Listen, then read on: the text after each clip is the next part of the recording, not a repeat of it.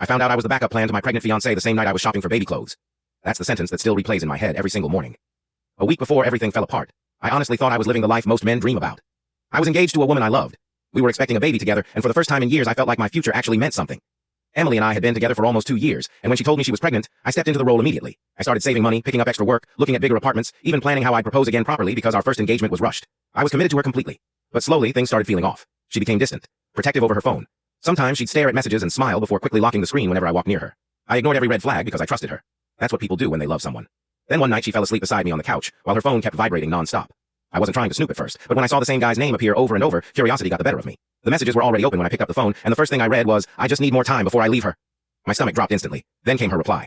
"He thinks the baby means we're getting married soon." He. Not my fiancé. Not the man I love. Just he. Like I was some temporary replacement standing in for the guy she actually wanted. I kept reading, even though every message felt like a punch to the chest. The man she was texting was her ex, Daniel, the same ex she claimed she hadn't spoken to in years. Turns out they'd been talking throughout our relationship, flirting, meeting up, talking about getting back together.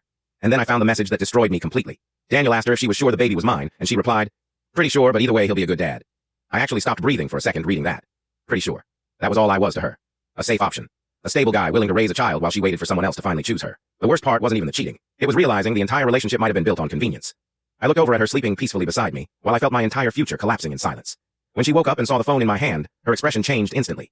She started crying, apologizing, saying she loved me now, saying she was confused before but wanted a future with me. But every word sounded desperate instead of genuine. Then she grabbed my arm and said something I'll never forget. "Please don't leave me right now. I need you. Not I love you. Not you matter to me. Just, I need you." In that moment, everything became painfully clear. She didn't want me. She wanted security, stability, someone dependable enough to stay while the man she truly loved kept refusing to commit. I stood there staring at her for what felt like forever before quietly grabbing my jacket and keys. She followed me to the door crying harder, asking where I was going, begging me not to walk out. And right before I left, I turned around and said, "Call the person you actually wanted." Then I walked out of the apartment, got into my car, and drove around for hours with absolutely nowhere to go. I'm not going to pretend I felt strong in that moment because I didn't. I felt humiliated, angry, disposable. But somewhere during that drive, I realized something important. Being alone is painful, but staying with someone who sees you as their backup plan destroys you slowly. A few weeks later, she texted me saying Daniel still wouldn't commit to her, and she wanted to fix things between us. That message told me everything I needed to know. I was never her first choice. I was just the man she hoped would stay no matter how badly she treated him. And the moment I understood that, walking away became the easiest decision of my life.